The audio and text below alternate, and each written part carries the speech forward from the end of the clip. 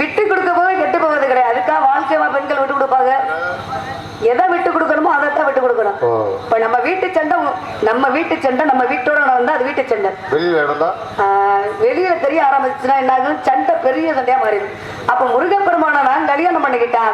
சண்டையே நடந்தாலும் வெளியே தெரியாத அளவுக்கு நம்ம தான் குடும்பத்தை வச்சு பார்க்கணும். அப்ப தெய்வானே சரி பண்ணி போட்டுக்கிறிய. ஆமா, ஒற்றுமையா இருந்து வாழணும். இப்ப நல்லதே சொன்னாலும் ஏத்துக்கக்கூடிய பக்குவமான வயசு கிடையாது. யாருங்க இந்த காலத்துல நல்லது சொன்னா ஏத்துக்கிறார்? வெட்டிக்காரன் நீங்களே சொல்லுங்க.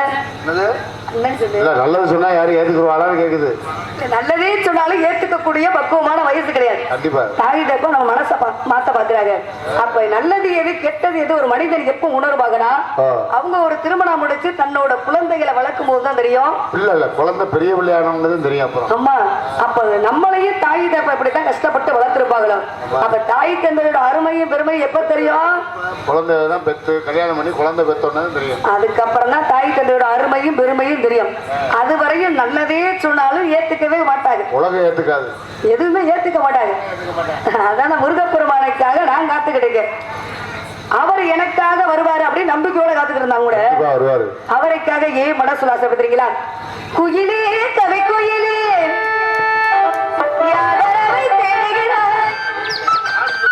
மனசுக்குள் ஆசை வைத்த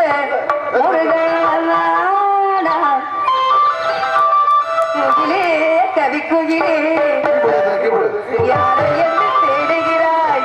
உறவுக்கு அர்த்தம் சொல்ல கந்தன் தந்தானா?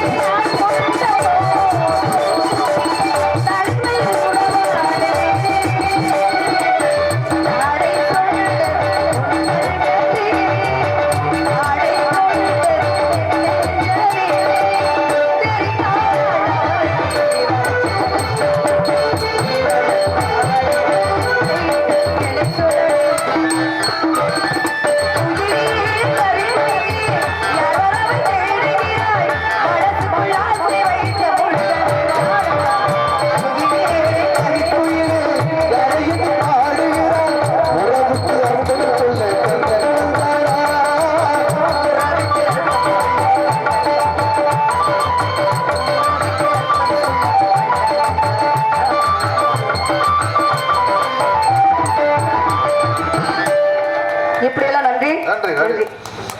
ஒரு நாடக சிறப்பான முதல்ல ஒளிபெருக்கி, இரண்டாவது பக்கமேளம், மூன்றாவது ஒரு நடிகருக்கு முகப்பார்க்கும் கண்ணாடியானா ரசிக பெருமக்கள் நீங்க தான்.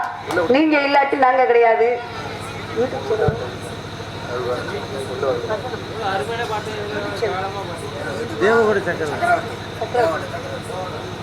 சக்கரவர்த்தி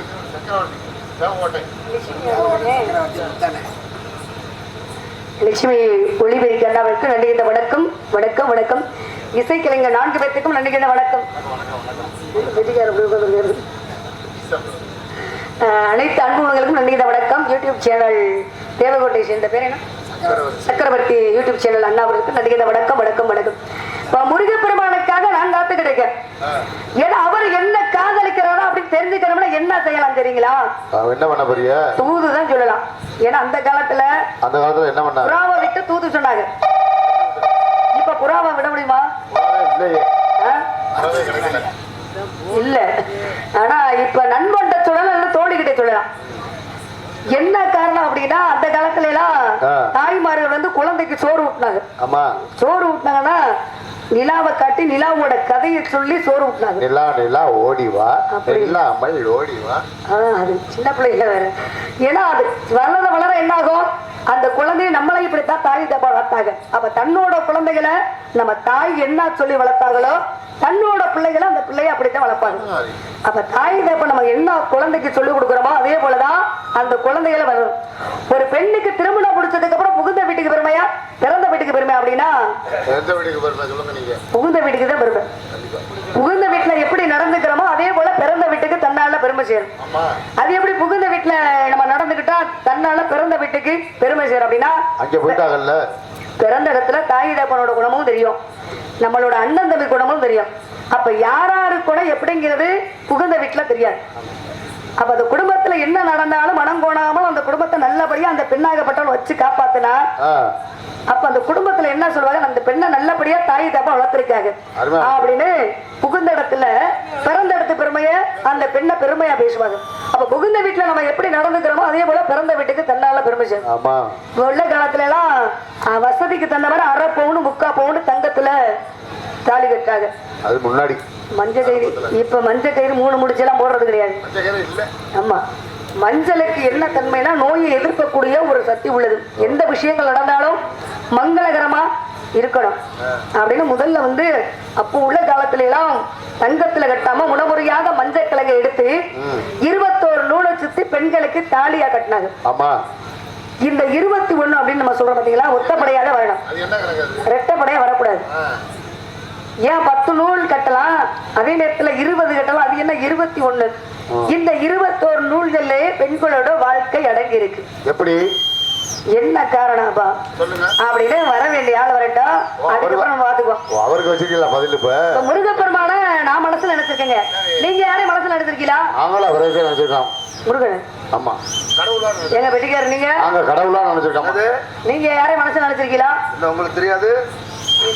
உங்களுக்கு தெரியாதுன்றீங்க. பேசு. முருகப்பெருமான நான் காதலிக்கிறேன்.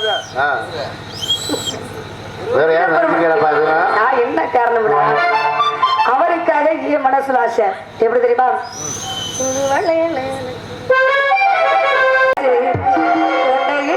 நடச்சு அவ கூட பேச போரு மணிக்கணக்கா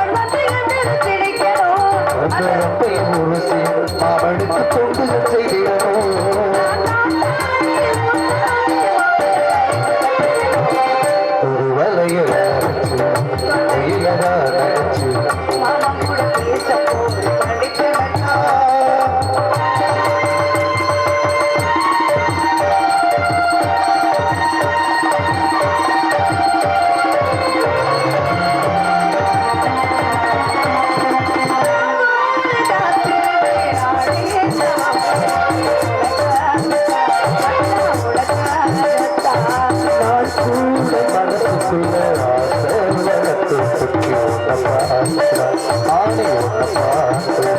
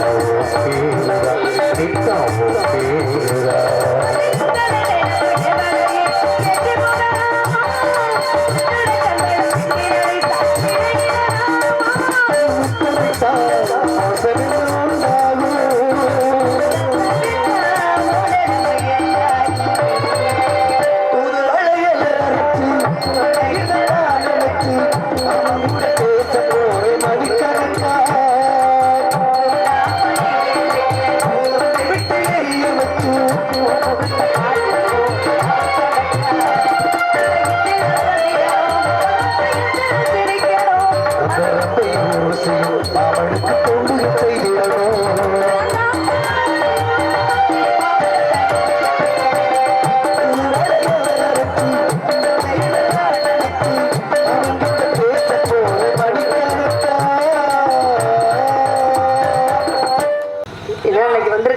இப்படி சாதாரண நாரதர் கிடையாது. இல்ல அவங்கள்ட்ட கேட்கல, நாரதர்கிட்ட கேட்கறீங்களா? இல்லைங்க, இப்ப இவங்களும் தெரிஞ்சா சொன்னா பரவாயில்லதான்.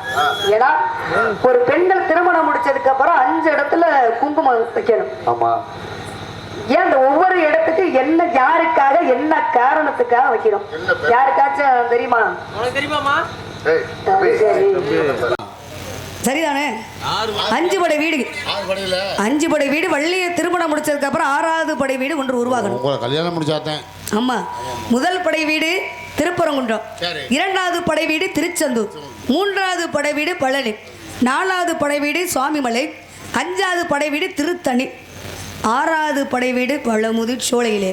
அப்ப என்ன காரணம்? வள்ளிய திருமணம் முடிச்சதுக்கு அப்புறம் என்னையால ஒரு வள்ளினால ஒரு வீடு உருவாகணும் அப்படின்னு வரணும். அது வரை 5வது சின்ன வீடா பெரிய வீடா தான் வரணும்னு. பெரிய வீடா வரட்டும். இது பேராசன் நீங்க நினைக்கிறீங்களா? இது பேராசன் நீங்க நினைக்கிறீங்க? அப்படியே வீடு விட்டு கொடுத்தாங்க கூட சக்கலாத்தி சண்டை தான் வரும்னு நீங்க நினைக்கிறீங்க? வாடகை வீட்டுக்கு மட்டும் போயிடக்கூடாது. நான் என்ன காரணம்னா, இப்ப விநாயகர் பெருமானுக்கு 3 மனைவி, அவங்களுக்குள்ள சண்டை வந்திருக்கா? வந்தது கிடையாது. ஆமா, 3 மனைவி இருக்காங்க. ஆனா அதே நேரத்துல சிவபெருமானுக்கு 2 மனைவி, அவங்களுக்குள்ள சண்டை வந்திருக்கா? சண்டை வந்ததே கிடையாது. சிவபெருமானுக்கு 2 மனைவி. அப்ப கிருஷ்ணனுக்கு எத்தனை மனைவி? அவருக்கா? பாசுரன் கேட்டா தெரியுமே.